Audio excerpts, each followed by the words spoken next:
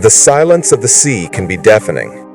But on the night of March 7th, 1968, in the belly of a converted U.S. Navy destroyer 750 miles northwest of Oahu, Hawaii, it was the sound of a million tiny alarms going off in the mind of Captain Alfred Al B. Garside.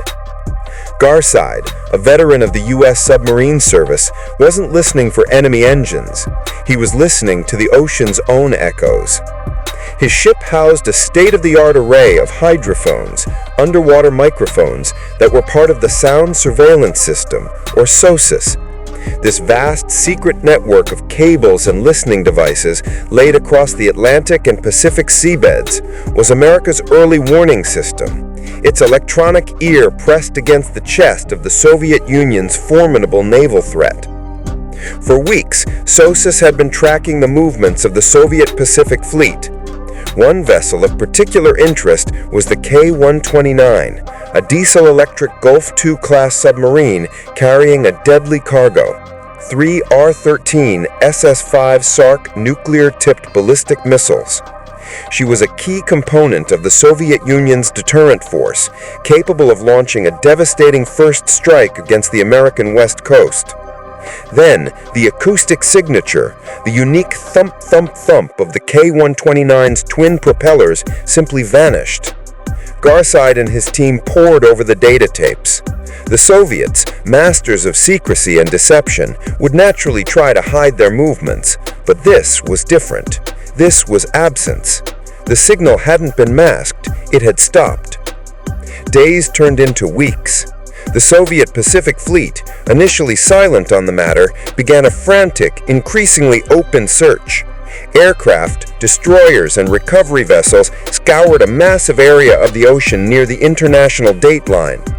Their effort was massive, yet utterly disorganized, a sure sign they had no idea where their multi-million-dollar nuclear-armed vessel had gone, or why. For the American intelligence community, this was a tantalizing opportunity, but one fraught with terror. A sunken nuclear submarine was a bomb waiting to go off, politically and perhaps literally. The primary fear was simple. If the Soviets couldn't find it, the Americans must. Retrieving or even locating the K-129 would provide an unparalleled intelligence bonanza. Its cipher machines, its operational manuals, and especially its nuclear warheads, these were the holy grail of Cold War espionage. The intelligence agencies, led by the... Yet, the value was too high. The president's national security advisor, Henry Kissinger, understood the gravity. Gaining access to the K-129's nuclear warheads and cryptographic systems would give the USA a generational advantage in the Cold War. In the deepest recesses of the Pentagon, an idea so wild, so expensive, and so ambitious that it could only be a product of the Cold War began to form. It was given a simple, innocuous code name, Project Azorian. The architect of the impossible. To lead the engineering effort, the CIA turned to the one man in America with the resources, the sheer nerve, and the history of high-risk gambles that the project demanded, Howard Hughes. Hughes, the eccentric billionaire, industrialist, and filmmaker, was at this point a recluse, but his companies were still vast empires of aerospace and defense technology.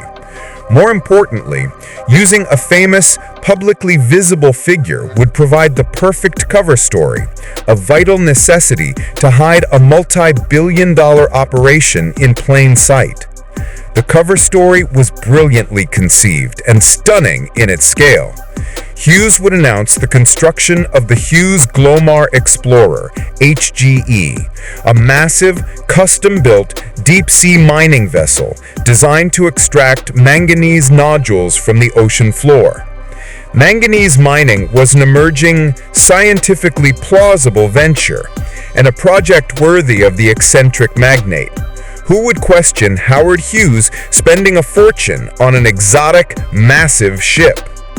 Under the guise of the Summa Corporation, Hughes's holding company, the CIA poured an estimated $350 million, over $2 billion in today's money, into the project. The cost was astronomical, but the intelligence reward was deemed priceless. The HGE was a marvel of covert engineering. It was a massive 619-foot-long ship designed around a gigantic hidden secret, an internal moon pool, a gargantuan well that opened through the hull to the sea below. This moon pool, which measured 199 feet long and 74 feet wide, was large enough to secretly swallow and house the forward section of the K-129. The heart of the recovery system, nicknamed Clementine by the engineers, was a gigantic 100-foot-tall, 1,500-ton mechanical claw, known formally as the capture vehicle. This colossal grappling machine had to perform a maneuver that seemed impossible: descend 16,500 feet on the end of a specially designed hollow-core steel pipe string, a total length of over 3 miles, and then gently yet firmly lift a mangled 1,750-ton submarine section without it breaking apart in the darkness of the abyssal plain. Every single piece of equipment, the heavy lift apparatus, the motion dampening systems to keep the drill strings steady in the rolling seas, the massive pontoons and hydraulic actuators had to be designed from scratch. No one had ever done this before. The engineers were pioneers, working in a world where the laws of physics were their greatest enemy. The long journey to the